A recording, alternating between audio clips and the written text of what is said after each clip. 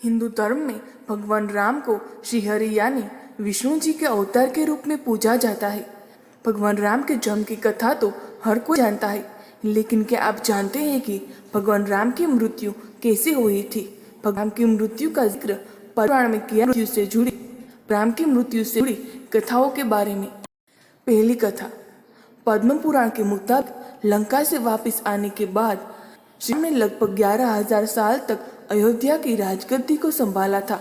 साथ ही श्री राम ने अपने भाइयों और अपने बेटों को अयोध्या के कई हिस्सों का राजा भी बनाया था। इसी दौरान इच्छा मृत्यु प्राप्त कर माता सीता धरती में समा गई थी, जिसके बाद लव कुश ने अपने पिता श्री राम की तरह अयोध्या को संभाला था।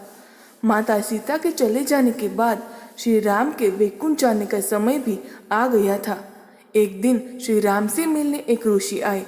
वह श्री राम से अकेले में मिलने का अनुरोध करने लगे। ऋषि ने श्री राम से कहा कि हमारी इस बातचीत के दौरान कक्ष में कोई प्रवेश न करे, जिसके बाद श्री राम ने लक्ष्मण जी को कक्ष के प्रवेश द्वार पर खड़े होने की अनुमति दी और कहा कि यदि बातचीत के दौरान कोई भी कक्ष में प्रवेश करेगा तो उसे मृत्युदंड दिया जाएगा। हालांकि रामायण के कई खंडों में ऐसा भी कहा गया है कि श्री राम से मिलने कोई ऋषि नहीं बल्कि काल देवता थे। संत ने श्री राम को याद दिलाया कि अब उनके धरती पर सभी कर्तव्य संपूर्ण हो गए हैं और उनका वैकुंठ धाम जाने का समय आ गया है। उसी समय जब लक्ष्मण जी कक्ष के द्वार पर पहरा दे रहे थे तो ऋषि दुर्वासा ने प्रवेश किया और उन्होंने श्री राम से मिलने की बात कही, लेकिन लक्ष्मण जी ने ऋषि दुर्वासा को वहीं रोक दिया और कहा कि कक्ष में किसी को जाने की अनुमति नहीं है।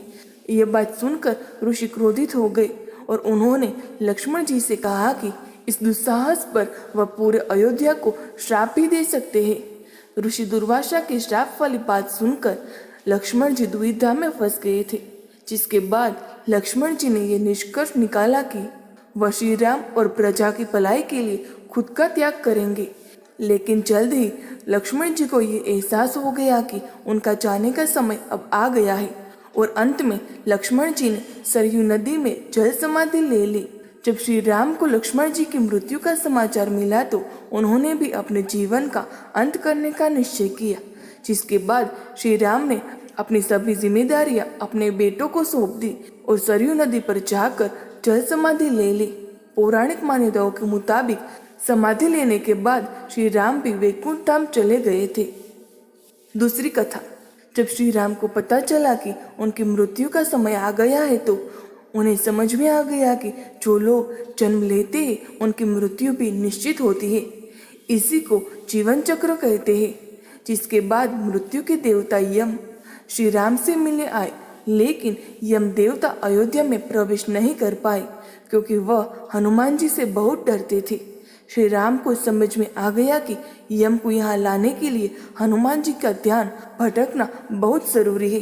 इसीलिए श्री राम ने हनुमान जी का ध्यान भटकाने के लिए अपने अंगूठी को महल की एक छोटी सी दरार में डाल दिया, जिसको लाने के लिए हनुमान जी उस दरार में घुस गए।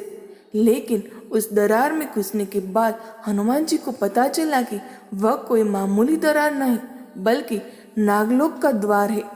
वहां जाकर हनुमान जी नागलोक के राजा वासुकी से मिले और उन्हें अपने विशेष कार्य के बारे में बताए, जिसके बाद वासुकी हनुमान जी को नागलोक के बीच में ले गए, जहाँ पहले से ही कई सारी अंगूठियों का ढेर लगा हुआ था।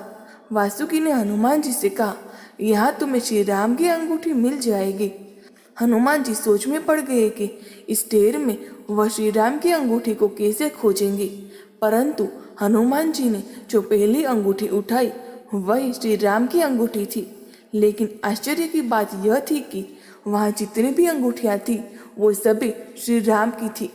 फिर वासुकी हंसे और हनुमान जी से बोले, हम जिस दुनिया में रहते हैं वह जीवन और मृत्यु के चक्र से गुजरता है। इस जीवन चक्र को कल्प कहते हैं। हर कल्प में 4 युग और 4 भाग होते हैं। इस कल्प के दूसरे भाग को त्रेता युग कहते हैं और उसी दौरान श्री राम ने अयोध्या में जन्म लिया। हर युग में एक दिन श्री राम अपने अंगूठी दरार में फेंकते हैं जो नागलोक में आकर गिरती है, जिसको लेने आप हर बार आते हैं और उसी समय धरती पर श्री राम अपने प्राण त्याग देते हैं। यह घटना हजारों सैकड़ों युगों से होती आ रही है और ये सभी अंगूठियां उस दृश्य को दर्शाती है। जैसे जैसे अंगूठियां गिरती है तो ढेर बढ़ता जाता है। इसके बाद ही हनुमान जी को इस बात का एहसास हुआ कि उनका नागलोक आना और अंगूठी को ढूंढना कोई इत्तेफाक नहीं, बल्कि श्री राम ने उन्हें मृत्यु के असल सच से अवगत कराया था। जिसने इस धरती पर जन्म लिया है उसकी मृत्यु एक दिन निश्चय ही होगी, लेकिन हर बार की तरह दुनिया के पुनर्जन्म के साथ श्री राम का भी पुनर्जन्म होगा। अगर आपको ये वीडियो अच्छा लगा तो वीडियो को लाइक, शेयर और चैनल को सब्सक्राइब जरूर करें।